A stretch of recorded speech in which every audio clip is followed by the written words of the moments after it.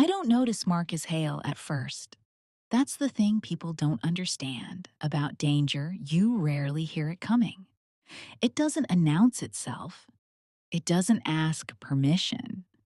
It slips in quietly, wearing a suit, blending into the background, waiting for the right moment to remind you that visibility comes at a cost. I'm used to eyes on me, the kind that linger too long, the kind that measure, the kind that assume my success must belong to someone else before it belongs to me. But this man, he watches like he's already decided something. Equals I feel it before I see it. A subtle shift in the room, like the air has recalibrated itself around a single point. The fundraiser hums on around me. Crystal glasses clink. Soft jazz slides through the ballroom. Laughter rises and falls in polite waves. But between my shoulder blades, something tightens. Instinct. I glance toward the perimeter of the room, past the marble columns and the artfully positioned security staff, near the exits. That's when I see him. Tall, still, dressed in black so precise it feels intentional, like a uniform tailored to disappear while remaining unmistakable. His posture is relaxed, but not careless. Alert without being obvious. His hands are clasped loosely in front of him, his stance grounded, balanced, ready. His gaze meets mine. Not curious, not impressed, assessing.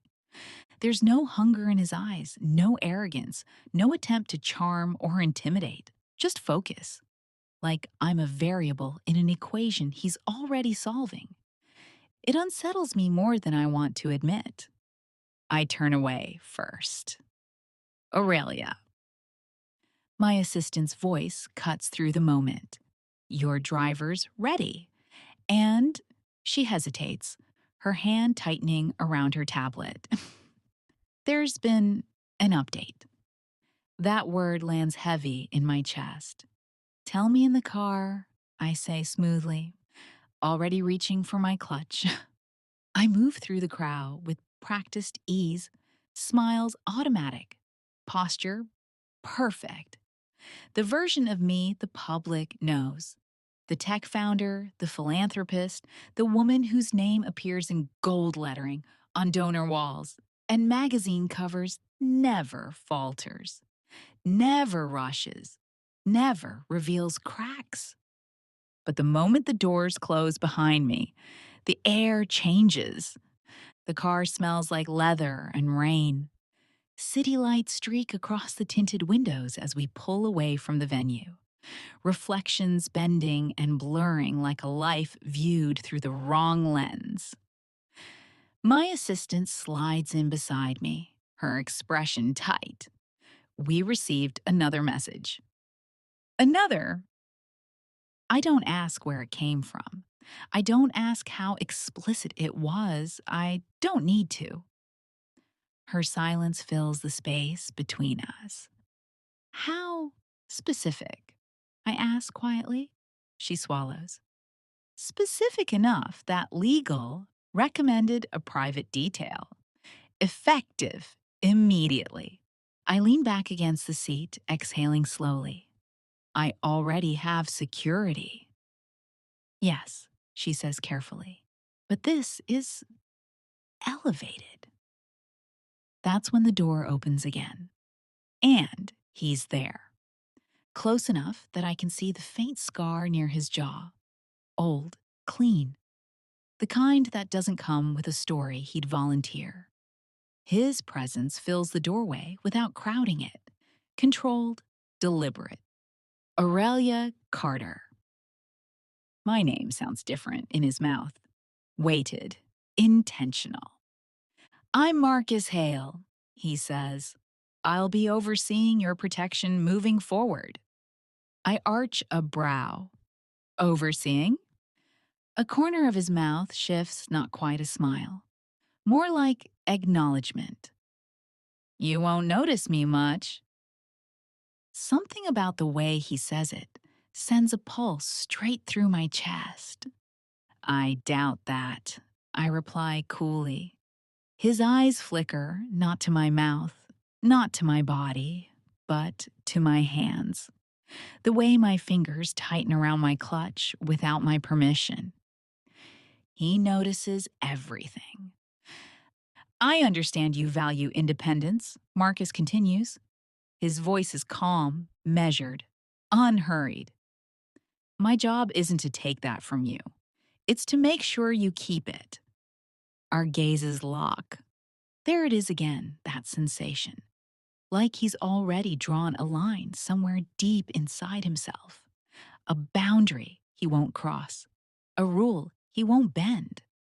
And somehow, that restraint feels far more dangerous than desire. How close? I ask. Close enough, he replies. Not close enough to interfere. I study him for a long moment, the discipline in his posture, the way he doesn't shift under scrutiny. Men usually perform when they're being evaluated. He doesn't. Fine, I say finally, but I don't do shadows. Marcus inclines his head slightly. Then I won't be one. The door closes. The car pulls back into traffic. And as the city stretches out before us, I realize something that should unsettle me more than it does. I'm not afraid. I'm curious.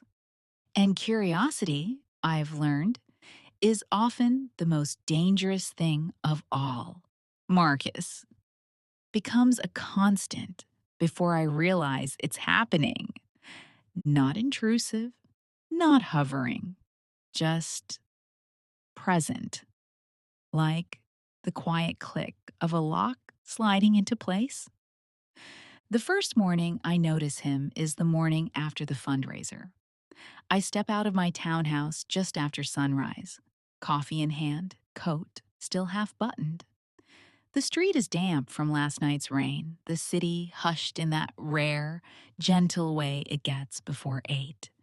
He's already there, leaning against a black SUV across the street, hands folded, eyes up, waiting.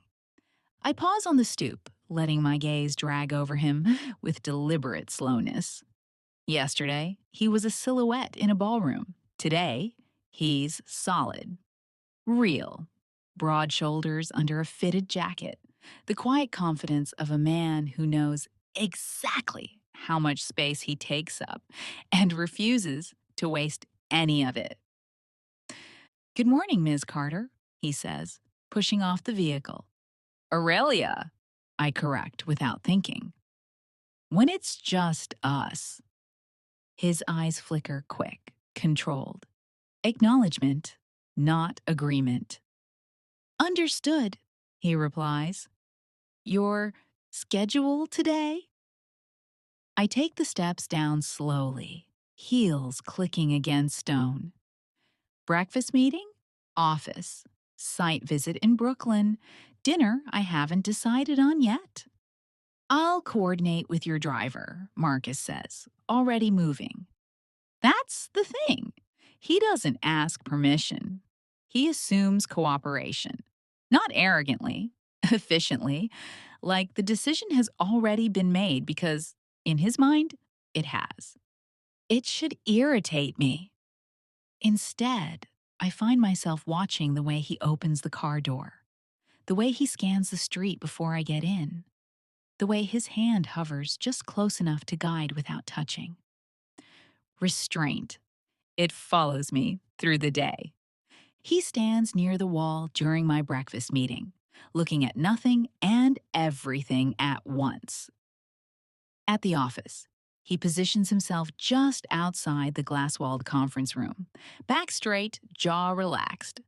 At the construction site, he walks a half step behind me, eyes tracking movement, sound, shadow. Always close, never crossing the line. By late afternoon, the awareness of him hums under my skin like static. You don't get tired? I ask as we ride the elevator up to my penthouse. Marcus doesn't look at me. of watching, of guarding, I correct, comes with the job. And before this, I ask, before me? The elevator glides upward in silence for a beat too long. Federal detail, he says finally. High risk clients. I glance at him. You don't volunteer much. He meets my gaze then, steady, unflinching.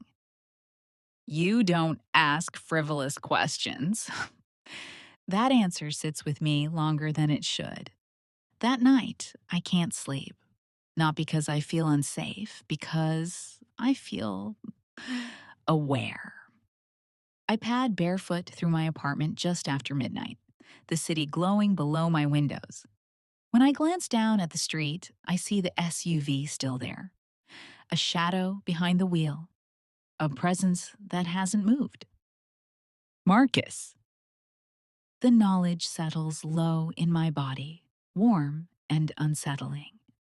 He's out there because of me. Because someone decided my life was worth threatening. Because he decided it was worth protecting. The next morning, I test him.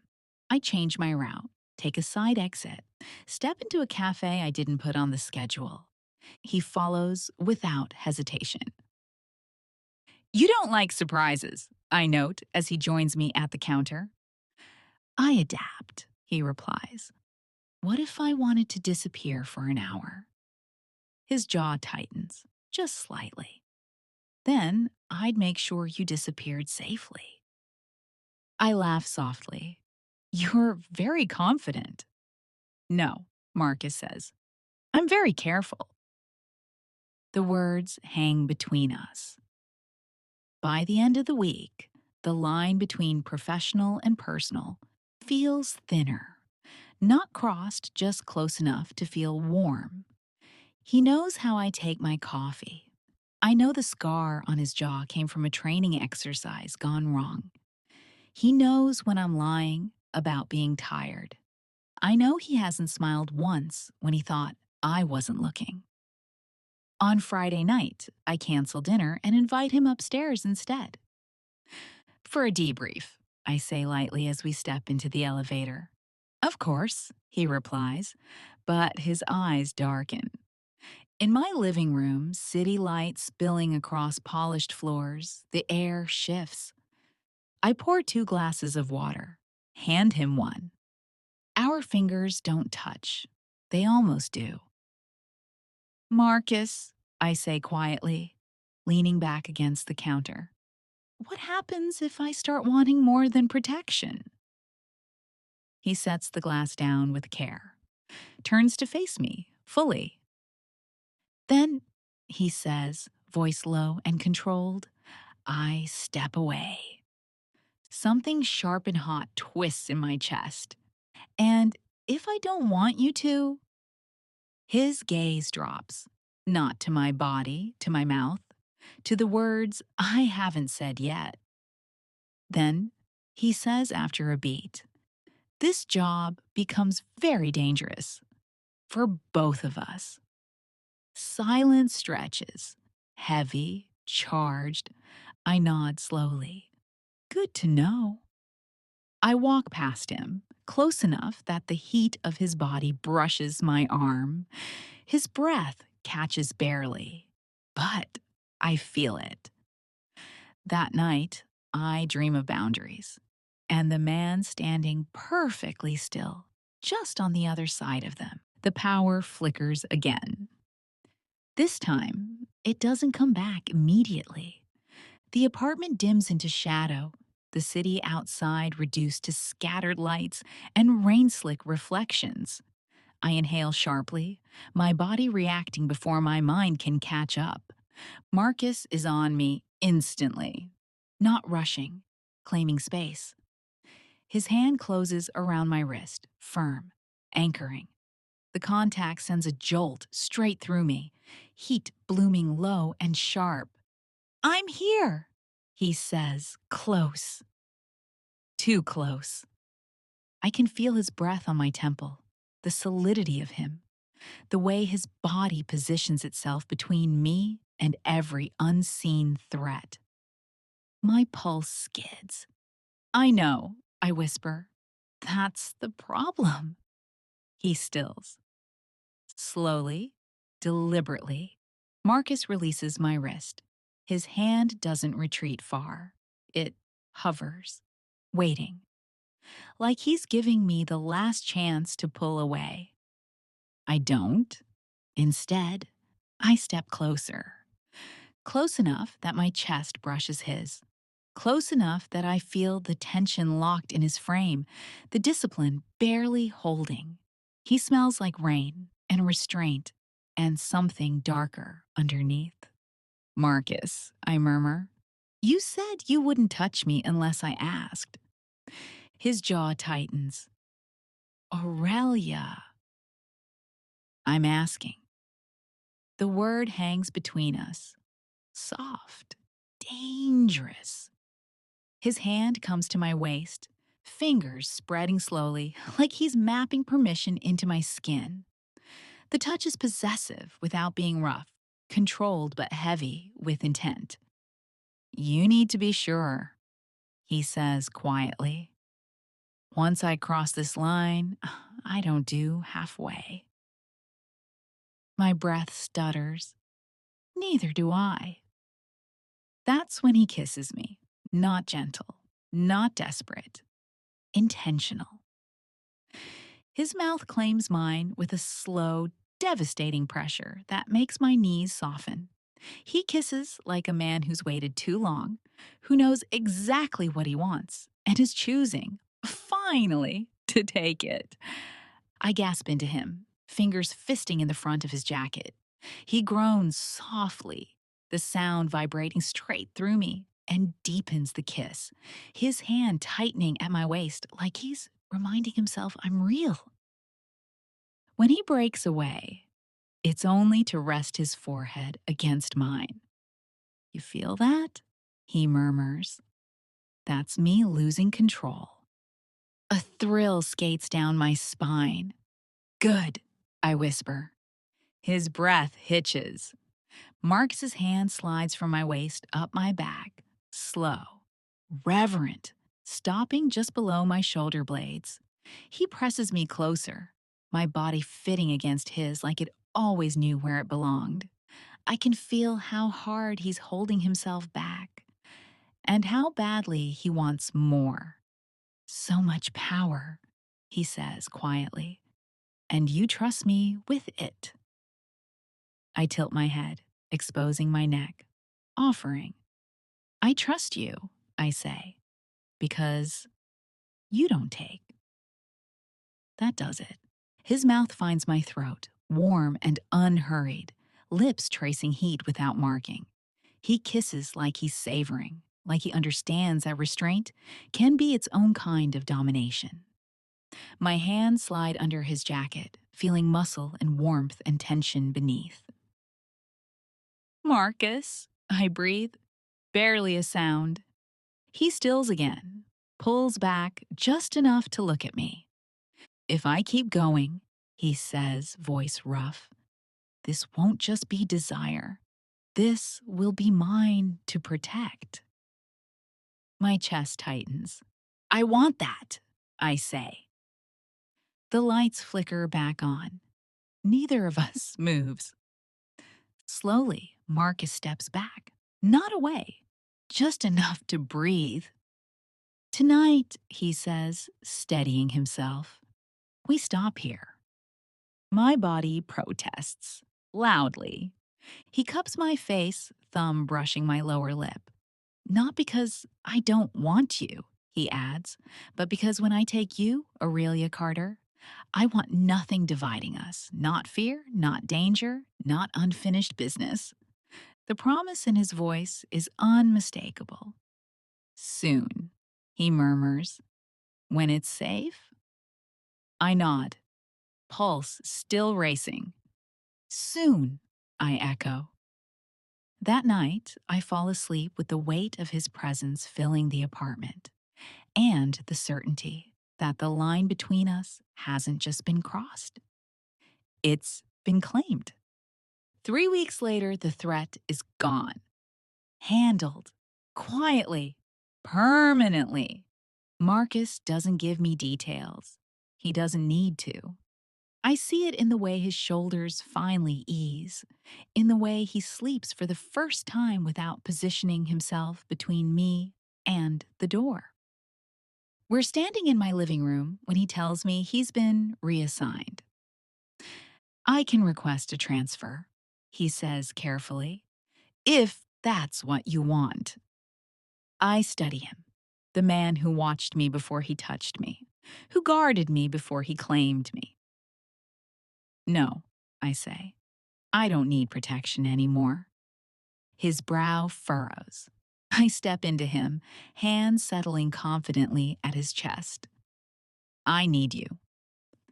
The kiss we share this time is different, unrestrained, certain.